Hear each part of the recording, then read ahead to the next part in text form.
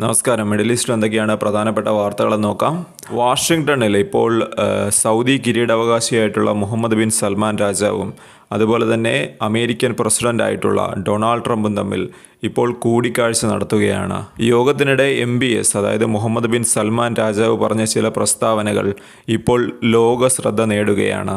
അതുപോലെ തന്നെ അമേരിക്ക എങ്ങനെയെങ്കിലും സൗദി അറേബ്യയെ ഈ എബ്രഹാം അക്കോർഡ്സിലേക്ക് കൊണ്ടുവരാനായിട്ടുള്ള തീവ്ര ശ്രമത്തിലാണ്. ഈ കൂടിക്കാഴ്ചയുടെ ഏറ്റവും വലിയ ലക്ഷ്യമെന്ന് പറയുന്നത് തന്നെ എബ്രഹാം അക്കോർഡ്സിലേക്ക് സൗദി അറേബ്യയെ കൂടെ കൊണ്ടുവരിക എന്നുള്ളത് തന്നെയാണ്. എന്നാൽ അതിന് അമേരിക്കയ്ക്കോ അതുപോലെ തന്നെ ട്രംപിനോ കഴിയുമോ ഇല്ലയോ എന്നുള്ളത് ഇപ്പോൾ പറയാൻ സാധിക്കില്ല. സൗദി അറേബ്യ നമുക്കറിയാം, ഗൾഫ് മേഖലയിലെ ഏറ്റവും ശക്തിയും അതുപോലെ തന്നെ സ്വാധീനവുമുള്ള ഒരു രാജ്യമാണ്. എന്നാൽ സൗദി ഇപ്പോൾ പാലസ്തീൻ ഇസ്രയേൽ വിഷയത്തിൽ അവർ ചെറുതായെങ്കിലും സ്വരം മാറ്റുന്നുണ്ടോ എന്നൊരു സംശയം ഇപ്പോൾ ഉയർന്നു വരുന്നുണ്ട്. അതിന് കാരണമായി ഇപ്പോൾ റിപ്പോർട്ടുകൾ പറയുന്നൊരു കാര്യമുണ്ട്. അതായത് സൗദി പണ്ട് പറഞ്ഞിരുന്നൊരു കാര്യമുണ്ട്, പാലസ്തീൻ രാഷ്ട്രം രൂപീകരിക്കാതെ ഇസ്രയേലുമായിട്ട് നോർമലൈസേഷൻ അത് സാധ്യമല്ല എന്നുള്ളതാണ് സൗദിയുടെ ഇതുവരെയുള്ള നിലപാട്.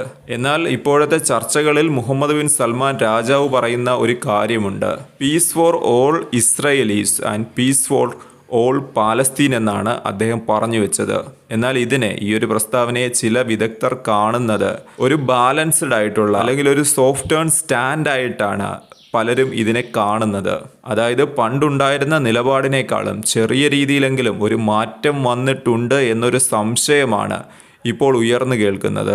ഈ ഒരു കൂടിക്കാഴ്ചയിൽ ഇപ്പോൾ ഉയർന്നു കേൾക്കുന്ന ഒരു കാര്യമെന്ന് പറയുന്നത് എബ്രഹാം അക്കോർഡ്സിൽ സൗദി അറേബ്യ ഒപ്പിടുമോ ഇല്ലയോ എന്നുള്ളത് തന്നെയാണ്. എബ്രഹാം അക്കോർഡ്സ് എന്ന് പറയുന്നത് അത് ഇസ്രയേലും അതുപോലെ തന്നെ ചില അറബ് രാജ്യങ്ങളും സൗഹൃദവും സമാധാനവും ഉണ്ടാക്കാനായിട്ടുള്ള ഒരു കരാറാണ്. അതായത് വ്യക്തമായി പറഞ്ഞാൽ പണ്ട് ശത്രുക്കളായി നിന്നിരുന്ന രാജ്യങ്ങൾ തമ്മിൽ ഇപ്പോൾ ഈ ഒരു കരാറിൽ ഏർപ്പെടുന്നതോടുകൂടി അവർ മിത്രങ്ങളായി മാറുന്നു. ഇതിൽ ഒപ്പുവെക്കുകയാണ് എന്നുണ്ടെങ്കിൽ അവിടെ നിന്ന് ഇസ്രയേലുമായിട്ട് ഔദ്യോഗിക ബന്ധം ആരംഭിക്കാൻ സാധിക്കും, പരസ്പരം എംബസികൾ സ്ഥാപിക്കാൻ സാധിക്കും, ട്രേഡ്, ടൂറിസം, സഹകരണം തുടങ്ങിയവയെല്ലാം സ്ഥാപിക്കാൻ സാധിക്കും. ഇനി ഗൾഫ് മേഖലയിൽ നിന്ന് ഈ കരാർ ഒപ്പിട്ടിട്ടുള്ള ചില രാജ്യങ്ങൾ നമുക്ക് നോക്കാം.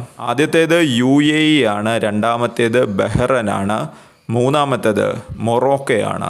ഈ രാജ്യങ്ങളുടെ കൂട്ടത്തിലേക്ക് സൗദി അറേബ്യയെ കൊണ്ടുവരാനായിട്ടുള്ള ഒരു തീവ്രമായിട്ടുള്ള ശ്രമമാണ് ഇപ്പോൾ അമേരിക്കയും അതുപോലെ തന്നെ ഡൊണാൾഡ് ട്രംപും നടത്തുന്നത്. സൗദി അറേബ്യ ഈ എബ്രഹാം അക്കോർഡ്സുമായി ചേർന്നാൽ അത് തീർച്ചയായിട്ടും ഡൊണാൾഡ് ട്രംപിനെ സംബന്ധിച്ച് ഒരു വലിയ ഡിപ്ലോമാറ്റിക് വിജയമായിരിക്കും.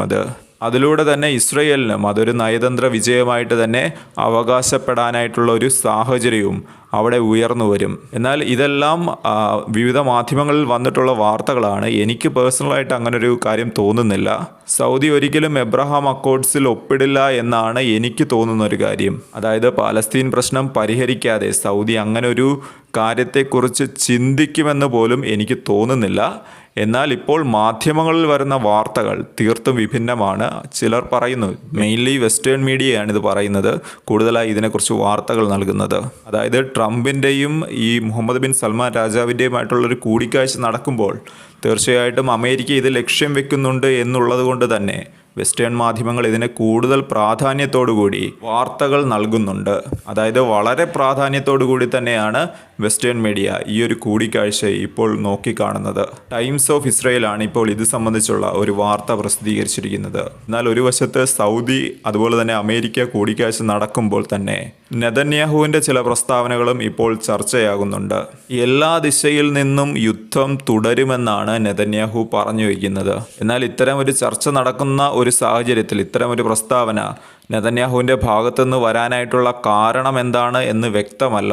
പലരും പറയുന്നത് നെതന്യാഹു ആഭ്യന്തരമായി തന്നെ നിരവധി സമ്മർദ്ദങ്ങളാണ് ഇപ്പോൾ നേരിടുന്നത്. അതിൽ നിന്നെല്ലാം ശ്രദ്ധ തിരിക്കുന്നതിന് വേണ്ടിയിട്ടാണ് ഇത്തരം പ്രസ്താവനകൾ എന്നാണ് അവർ പറഞ്ഞു വയ്ക്കുന്നത്. അതുപോലെ ശക്തനായിട്ടുള്ള ഒരു നേതാവ് എന്നൊരു ഇമേജ് അത് നിലനിർത്തേണ്ടത് ബെഞ്ചമിൻ നെതന്യാഹുവിൻ്റെ ആവശ്യമാണ്. അതിനു വേണ്ടിയിട്ടാണ് ഇത്തരം പ്രസ്താവനകൾ നിരന്തരമായി നെതന്യാഹു നടത്തുന്നതെന്നാണ് വിമർശനമുയരുന്നത്. നമസ്കാരം, ഇതൊരു ചെറിയ ചാനലാണ്. സോ ലൈക്ക് ചെയ്യുന്ന കാര്യവും ഷെയർ ചെയ്യുന്ന കാര്യവും സബ്സ്ക്രൈബ് ചെയ്യുന്ന കാര്യവും ഒന്ന് പരിഗണിക്കുക. താങ്ക്